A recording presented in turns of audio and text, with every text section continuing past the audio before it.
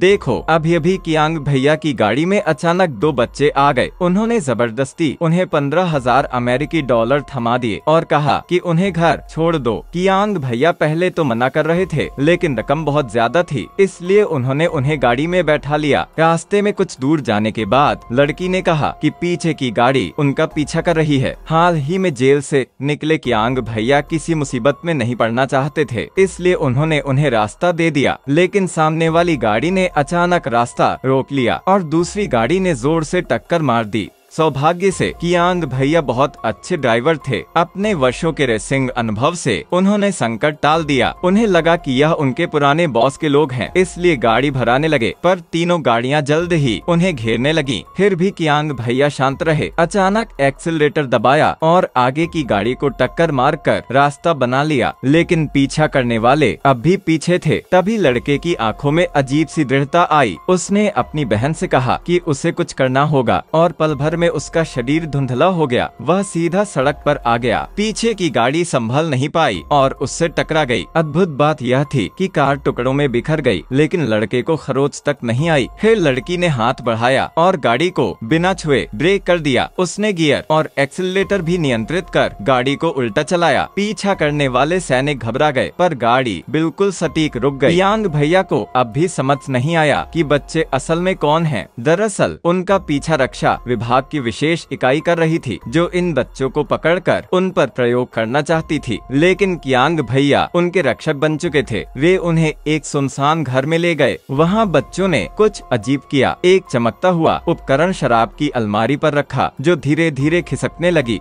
पीछे एक गुप्त रास्ता था। अंदर घुसते ही कियांग भैया दंग रह गए। वहाँ एक हरी भरी जंगल जैसी जगह थी, जिसमें ऐसी वनस्पतियाँ उग रही थीं, जो पृथ्वी पर कभी नहीं देखी गयी। वे एक विशाल गोले के पास पहुँचे। लड़की ने अपनी माला उतारी, उसे गोले पर रखा और हाथ अंदर डालकर एक रहस्यमय यंत्र निकाला। उसने कहा, मैं यहाँ जैक ब्रूनो के लिए आई हूँ। तभी पीछे से आवाज आई और तीनों जंगल में छिप गए। कियांग भैया ने मौके का फायदा उठाकर दुश्मन पर हमला किया, लेकिन सामने वाला व्यक्ति एक शक्तिशाली कवच पहने था और बहुत ताकतवर था। कवच वाले ने अपने हाथ से हथियार निकाला और विस्फोट कर दिया। पूरा जंगल जल उठा। वे भागने लगे, लेकिन कवचधारी ने लड़की से उपकरण छीनने की कोशिश की। लड़की ने उसे अपनी शक्तियों से वापस ले लिया। जब वह लड़ रहा था, लड़की ने फिर से अपनी मानसिक शक्ति का उपयोग किया। कवचधारी ने हार नहीं मानी और एक आयन कैनन दाग दी। लड़के ने दरवाजा बंद कर दिया, लेकिन धमाके से वह बेहोश हो गया। कियांग भैया ने लड़के को उठाया और अपनी टूटी फूटी टैक्सी में डालकर वहाँ से भाग निकले। जो कुछ भी हुआ वह इतना अजीब था कि कियांग भैया को विश्वास नहीं हो रहा था। लड़की ने उन्हें सच्चाई बताई कि वे दोनों पर गही हैं। कियांग भैया पहले तो हंस पड़े, लेकिन जब लड़की ने हाथ उठाया और कार की हर चीज हवा में तैरने लगी, तो वे हैरान रह गए। लड़की के पास वस्तुओं को बिना छुए नियंत्रित करने की शक्ति थी। लड़के के पास भी आणविक नियंत्रण की क्षमता थी। उन्होंने डॉक्टर ब्रह्मांड को अपने ग्रह का होलोग्राम दिखाया, एक सुंदर चमकदार ब्रह्मांडीय दृश्य। उन्होंने बताया कि उनका ग्रह विनाश के कगार पर है। वायुमंडल नष्ट हो रहा है और पृथ्वी उनके लिए उपयुक्त जगह है। उनके माता पिता ने यहाँ एक प्रयोगशाला बनाई थी, जहाँ उन्होंने प्राचीन पौधों को पुनर्जीवित किया ताकि अपने ग्रह का वातावरण ठीक कर सकें। परंतु सेना ने इसे धीमी प्रक्रिया मानते हुए सीधे पृथ्वी पर कब्जा करने की योजना बनाई। अगर ये दोनों समय पर डेटा वापस ना ले गए तो सेना पृथ्वी पर हमला कर देगी। इसी बीच वह कवचधारी हत्यारा फिर प्रकट हुआ, जो सेना द्वारा इन्हें पकड़ने के लिए बनाया गया था। लड़की ने अपनी शक्तियों से उसे रोक लिया,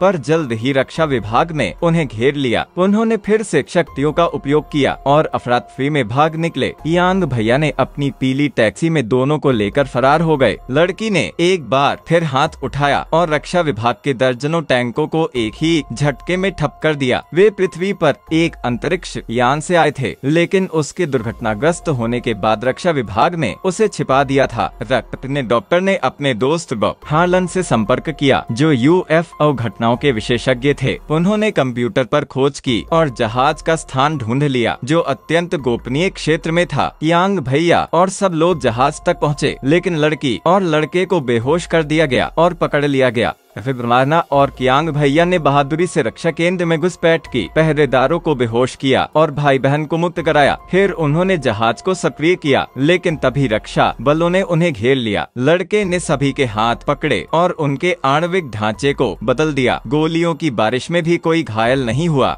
इसी बीच कवचधारी फिर आ गया। लड़ाई भयंकर थी, लेकिन अंततः उन्होंने अंतरिक्ष यान को उड़ा लिया और कवचधारी को बाहर फेंक दिया। हालांकि उड़ान के दौरान जहाज में गड़बड़ी हुई। कियांग भैया मरम्मत के लिए बाहर निकले, तभी कवचधारी फिर घुस आया। कियांग भैया ने बहादुरी से उसका सामना किया और उसका हेलमेट उतार दिया, जिसमें भयानक राक्षसी चेहरा दिखा। लड़के ने दीवार पार कर उसकी मदद की और दोनों ने मिलकर अंततः उस दानव को हरा दिया।